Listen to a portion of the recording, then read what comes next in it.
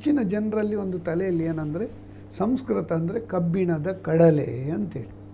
ಈ ಕಬ್ಬಿಣದ ಕಡಲೆಯನ್ನು ಈ ಜಗಿಯುವ ಕಡಲೆಯನ್ನಾಗಿ ಮಾಡ್ಬೋದಲ್ಲ, ಯಾಕೆ ಆಗ್ತಾ ಇಲ್ಲ? ಅದರ ಬಗ್ಗೆ ಒಂದು ಸಂಕ್ಷಿಪ್ತವಾಗಿ. ಎಲ್ಲವೂ ಕೂಡ ಕಬ್ಬಿಣದ ಕಡಲೆಯೇ. ಮನುಷ್ಯ ಊಟವನ್ನು ಮಾಡಬೇಕು, ಹಸಿವನ್ನು ನೀಗಿಸಿಕೊಳ್ಬೇಕು ಅಂತ ಹೇಳಿದರೆ ಆತ ಅನ್ನವನ್ನು ಬೆಳೆಯಬೇಕು, ಆನಂತರದಲ್ಲಿ ಅದನ್ನು ತಿನ್ನಲಿಕ್ಕೆ ಯೋಗ್ಯವನ್ನಾಗಿ ಮಾಡಬೇಕು, ಆನಂತರದಲ್ಲಿ ಪಕ್ವಗೊಳಿಸಿದ ನಂತರದಲ್ಲಿಯೂ ಕೂಡ ಬಾಯಲ್ಲಿ ಇಟ್ಟ ಕೂಡಲೇ ತಟ್ಟೆಯಲ್ಲಿದ್ದ ಅನ್ನ ಬಾಯಿಗೆ ಬರೋದಿಲ್ಲ, ತಟ್ಟೆಯಿಂದ ತೆಗೆದು ತಾನು ಬಾಯಿಗಿಟ್ಟುಕೊಳ್ಬೇಕು, ಆನಂತರದಲ್ಲಿ ಬಾಯಿಗಿಟ್ಟು ನುಂಗಿದರೆ ಅಜೀರ್ಣ ಆಗುತ್ತದೆ, ಜಗಿಯಬೇಕು, ಆ ನಂತರದಲ್ಲಿ ಒಳಗಡೆ ಹೋಗಿ ಅದು ದೇಹಗತ ಆಗಬೇಕು. ಆದ್ದರಿಂದಾಗಿ ಯಾವುದೂ ಕೂಡ ಸುಲಭ ಅನ್ನುವಂತಹದ್ದು ಯಾವುದೂ ಇಲ್ಲ, ಎಲ್ಲವೂ ಕಬ್ಬಿಣದ ಕಡಲೆಯೇ. ಇವಾಗ ಬಾಲ್ಯಾವಸ್ಥೆಯಿಂದ ಆಂಗ್ಲ ಭಾಷೆಯನ್ನು ಓದದೇ ಇದ್ದವನಿಗೆ ಅವನಿಗೆ ಕಾನ್ಫಿಡೆನ್ಸ್ ಕಡಿಮೆ ಆಗುತ್ತದೆ. ಆ ನಂತರದಲ್ಲಿ ಇಂಗ್ಲೀಷ್ ಎಷ್ಟು ಪುಸ್ತಕಗಳನ್ನು ಓದಿದ್ರು, ಎಷ್ಟು ಮಾತಾಡಿದರೂ ಕೂಡ ಮತ್ತೊಬ್ಬ ಆಂಗ್ಲ ಪಂಡಿತನ, ಇಂಗ್ಲೀಷ್ ಪಂಡಿತರ ಎದುರುಗಡೆ ಬರಬೇಕಿದ್ರೆ ಅವನಲ್ಲಿ ಏನೋ ಒಂದು ನರ್ವಸ್ ಫೀಲ್ ಆಗುತ್ತದೆ. ಆದ್ರಿಂದಾಗಿ ಅದೇ ನಮ್ಮ ಲಾರ್ಡ್ ಮೆಕಾಲೆದು ಶಿಕ್ಷಣ ಪದ್ಧತಿಯಿಂದ 200 ವರ್ಷಗಳ ಕಾಲ ಬ್ರಿಟಿಷರು ನಮ್ಮನ್ನು ಒಂದು ಗುಲಾಮಗಿರಿ ಅಂತ ಓನ್ಲಿ ವೈಟ್ ಕಾಲರಿಗೆ ತಯಾರು ಮಾಡಿ ಹಾಕಿದ್ದಾರೆ. ಹೀಗೆಯೇ ಯಾವುದೇ ಭಾಷೆ ಇರಲಿ, ಆ ಭಾಷೆ ಅದು ಬಾಲ್ಯದಿಂದ ಬಂತು ಅಂತ ಆದರೆ, ಅಥವಾ ಅದನ್ನು ಸರಿಯಾಗಿ ಅಭ್ಯಾಸ ಮಾಡ್ತಾ ಬಂದರೆ ಯಾವ ಭಾಷೆಯೂ ಕೂಡ ಕಬ್ಬಿಣದ ಕಡಲೆ ಅಲ್ಲ. ಸಂಸ್ಕೃತವೂ ಕೂಡ ಹಾಗೆಯೇ. ಒಂದು ಕಾಲದಲ್ಲಿ ಭಾರತದ ಆಡು ಭಾಷೆಯಾಗಿದ್ದಂತಹ ಸಂಸ್ಕೃತ ಇವತ್ತು ನಮಗೆ ಕಬ್ಬಿಣದ ಕಡಲೆ ಅಂತ ಆಗಿದೆ ಅಂತ ಹೇಳಿ. ಒಂದು ಕಾಲದಲ್ಲಿ ಆಡು ಭಾಷೆಯಾಗಿತ್ತು, ಇಲ್ಲಿ ಎಲ್ಲರೂ ಕೂಡ ಸಂಸ್ಕೃತದಲ್ಲಿಯೇ ವ್ಯವಹಾರವನ್ನು ಮಾಡ್ತಾ ಇದ್ರು ಅನ್ನೋದಕ್ಕೆ ನಮಗೆ ಅನೇಕ ಉಲ್ಲೇಖಗಳು ಸಿಗುತ್ತವೆ.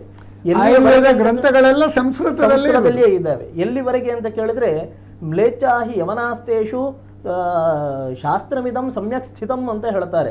ಜ್ಯೋತಿಷ್ಯ ಶಾಸ್ತ್ರದ ಬಗ್ಗೆ ಬರಬೇಕಿದ್ರೆ ಜ್ಯೋತಿಷ್ಯ ಗ್ರಂಥಗಳನ್ನು ಯವನರೂ ಕೂಡ ಅಧ್ಯಯನವನ್ನು ಮಾಡಿದ್ರು. ನಮಗೆ ಜ್ಯೋತಿಷ್ಯದಲ್ಲಿ ಯವನ ಮತ ಅಂತ ಹೇಳಿ ಪ್ರತ್ಯೇಕವಾದಂತಹ ಒಂದು ಮತವೇ ಇದೆ. ಹಾಗಿರಬೇಕಿದ್ರೆ ಎಲ್ಲರೂ ಕೂಡ ಇಲ್ಲಿ ಬಂದು ಸಂಸ್ಕೃತ ಅಧ್ಯಯನವನ್ನು ಮಾಡಿ ಆ ಭಾಷೆಯಲ್ಲಿ ತಮ್ಮ ಪ್ರಾವೀಣ್ಯವನ್ನು ಸಂಪಾದಿಸಿಕೊಂಡು ಶಾಸ್ತ್ರಗಳನ್ನು ಅಧ್ಯಯನ ಮಾಡಿ ಶಾಸ್ತ್ರ ಗ್ರಂಥಗಳನ್ನು ಕೂಡ ರಚನೆ ಮಾಡಿದವರು ಇದ್ದಾರೆ ಅಂತ ಹೇಳಿ ನಮಗೆ ಇತಿಹಾಸದ ಅವಲೋಕನದಲ್ಲಿ ನಮಗೆ ಕಾಣ್ತಾ ಬರ್ತದೆ. ಹಾಗಿರಬೇಕಿದ್ರೆ ಯಾವುದೇ ಭಾಷೆಯೂ ಕೂಡ ಕಬ್ಬಿಣದ ಕಡಲೆ ಅಲ್ಲ. ಅದನ್ನು ಅಧ್ಯಯನ ಮಾಡುವಂತಹ ರೀತಿಯಲ್ಲಿ ನಾವು ಮಾಡ್ತಾ ಹೋದರೆ ಆವಾಗ ಆ ಭಾಷೆ ನಮಗೆ ಸರಳ ಅಂತ ಅನ್ನಿಸ್ತದೆ. ಒಂದು ಮಾತಿದೆ, ನೀರಿಳಿಯದ ಗಂಟಲಲ್ಲಿ ಕಡುಬನ್ನು ತುರುಕೋದು ಅಂತ ಹೇಳಿ. ನೀರೇ ಇಳಿತಾ ಇಲ್ಲ ಗಂಟಲಲ್ಲಿ, ಅದರಲ್ಲಿ ಶಾಸ್ತ್ರವನ್ನೇ ನೇರ ತಗೊಂಬಂದು ಶಾಸ್ತ್ರ ಭಾಷೆಯನ್ನು ತಗೊಂಬಂದು ಇಳಿಸಿದ್ರೆ ಅಲ್ಲಿ ಇಳಿಯೋದಿಲ್ಲ. ಆದ್ರಿಂದಾಗಿ ಇವತ್ತಿನ ದಿವಸ ಸಂಸ್ಕೃತವನ್ನು ಅಧ್ಯಯನ ಮಾಡಬೇಕಿದ್ರೆ ನಮಗೆ ಪ್ರಥಮ, ದ್ವಿತೀಯ, ಆನಂತರದಲ್ಲಿ ತೃತೀಯ, ತುರೀಯ ಅನ್ನುವಂತಹ ಸ್ಟೆಪ್ಗಳು ಇದ್ದಾವೆ. ಸರಳ ಸಂಸ್ಕೃತ ಭಾಷೆಯನ್ನು ಅಧ್ಯಯನ ಮಾಡುವಂತಹ ಸ್ಟೆಪ್ಪುಗಳು ಇದ್ದಾವೆ. ಆ ರೀತಿಯಲ್ಲಿ ಅಧ್ಯಯನವನ್ನು ಮಾಡ್ತಾ ಹೋಗ್ತಾ ಕಾವ್ಯ, ಆನಂತರದಲ್ಲಿ ಸಾಹಿತ್ಯ, ಆನಂತರದಲ್ಲಿ ವಿದ್ವತ್ ಇತ್ಯಾದಿಯಾಗಿ ನಾವು ಸಂಸ್ಕೃತದ ಏನು ಮೇಲ್ಸ್ತರ ಇದೆ ಅದನ್ನು ತಲುಪಲಿಕ್ಕೆ ಸಾಧ್ಯ ಇದೆ. ಇವತ್ತಿಂದ ನಾಳೆಗೆ ನನಗೆ ಭಾಷೆ ಬರಬೇಕು ಅಂತ ಹೇಳಿದ್ರೆ ಬರಲಿಕ್ಕೆ ಸಾಧ್ಯ ಇಲ್ಲ. ಮತ್ತೊಂದು ಏನು ಅಂತ ಕೇಳಿದ್ರೆ, ಇವತ್ತಿನ ದಿವಸ ಈ ಒಂದು ಮನಸ್ಥಿತಿಯಿಂದಾಗಿ ಸಂಸ್ಕೃತ ಕಬ್ಬಿಣದ ಕಡಲೆ ಅನ್ನುವಂತಹ ಮನಸ್ಥಿತಿ ನಮಗೆ ಬಂದುಬಿಟ್ಟಿದೆ. ಸಂಸ್ಕೃತ ಅಂದರೆ ಕಷ್ಟ ಅಂತ.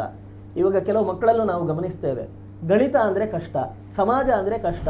ಈ ಕಷ್ಟ ಅಂತ ಅನ್ನುವ ಕಾರಣದಿಂದಾಗಿ ಮಕ್ಕಳು ಏನು ಮಾಡ್ತೇವೆ ಕೇಳಿದ್ರೆ ಅದರ ಬಗ್ಗೆ ಹೆಚ್ಚು ಗಮನವನ್ನೇ ಕೊಡೋದಿಲ್ಲ, ಅದನ್ನು ಹೆಚ್ಚು ಓದೋದೇ ಇಲ್ಲ. ಯಾವುದು ಕಷ್ಟವೋ ಅದನ್ನು ಇಷ್ಟಪಟ್ಟು ನಾವು ಓದಿದರೆ ನಮಗೆ ಅದು ಅರ್ಥ ಆಗುತ್ತದೆ. ಸಂಸ್ಕೃತವು ಹಾಗೆಯೇ. ಇವತ್ತಿನ ದಿವಸ ಸಂಸ್ಕೃತ ಅನ್ನುವಂತಹದ್ದು ಅದು ಕಬ್ಬಿಣದ ಕಡಲೆ ಅಲ್ಲ.